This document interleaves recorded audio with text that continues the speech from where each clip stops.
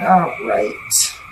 I feel like you're coming into the month or carrying energy from last month that has you feeling pretty inspired or creative right now. That Ace of Wands energy really comes in as a spark of intuition or a brand new idea for maybe some way you'd like to spend your time or some kind of passion in your life.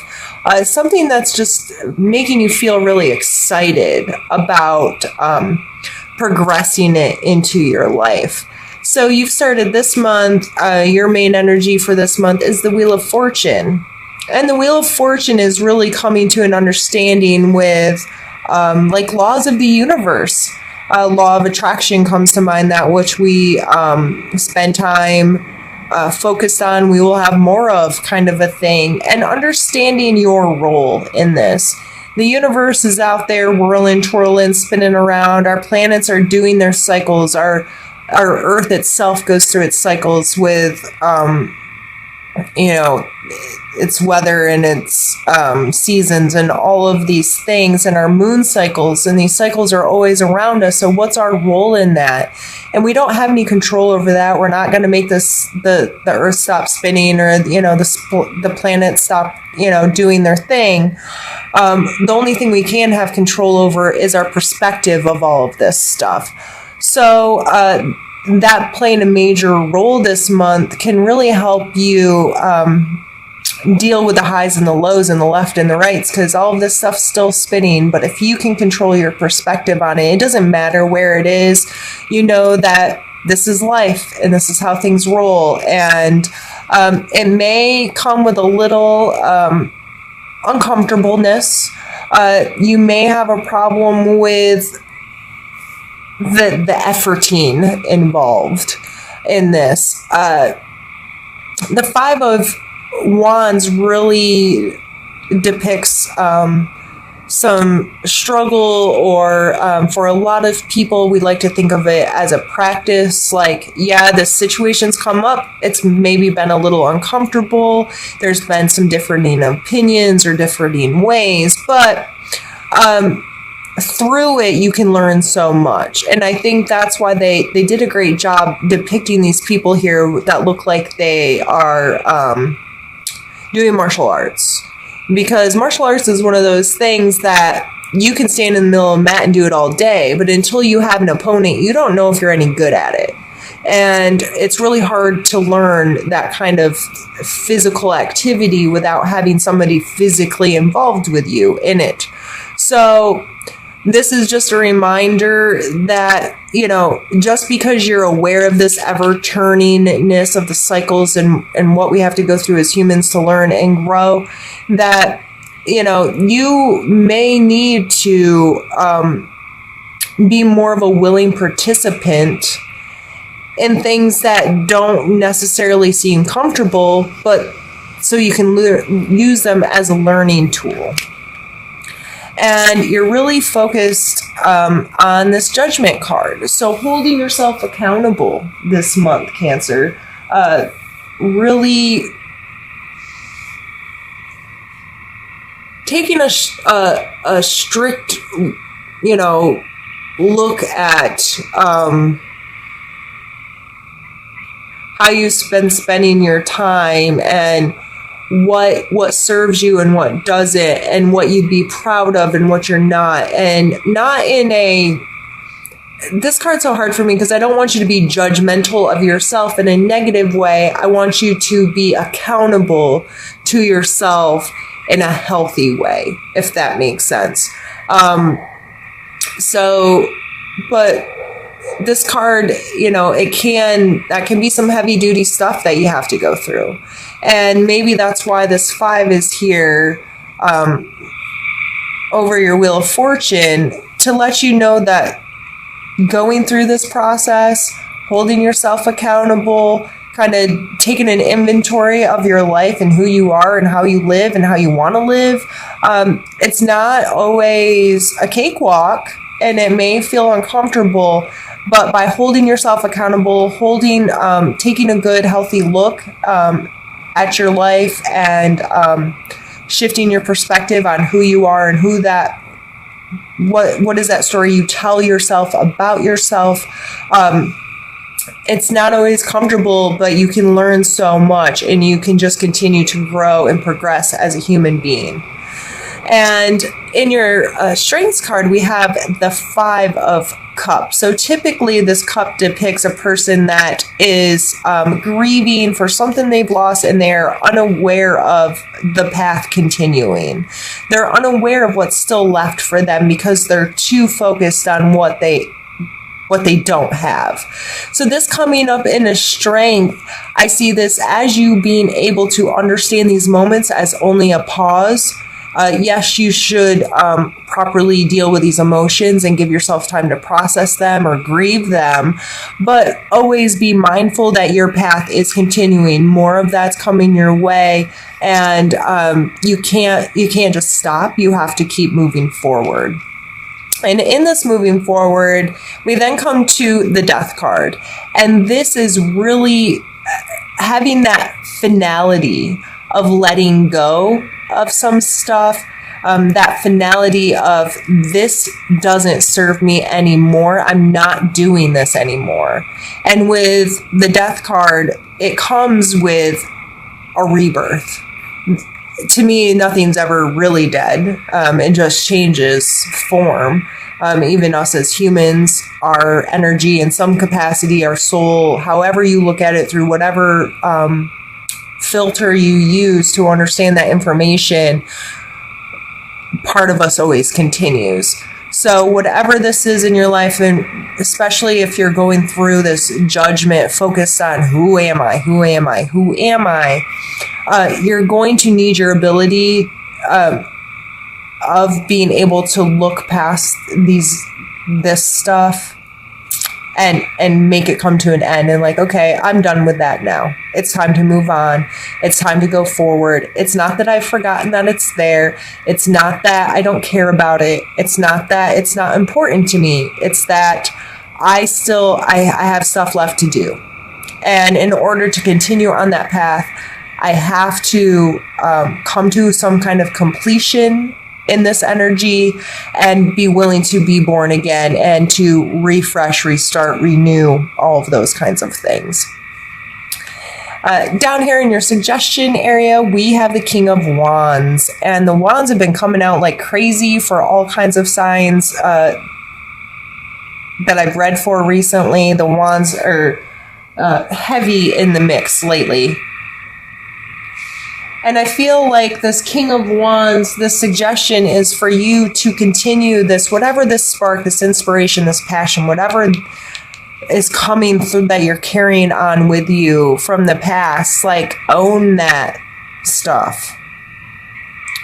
You are capable of creating yourself a beautiful, passionate, fiery kind of space that you can and feel really comfortable in and feel really excited about and enjoy. This, I see this card as a card of pleasure, as a card of sensuality in ways too. This just very internal, not sure where it comes from, just these passions in your life, and you can put them to work if you're willing to work them, so you may have to really deal with some of this 5 of Wands energy and being okay to practice to get here.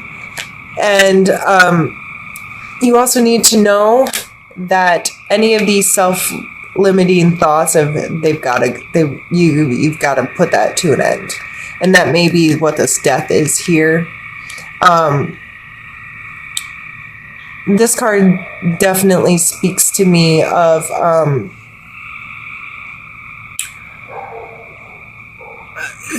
not setting proper intentions and not being in control of those thought patterns.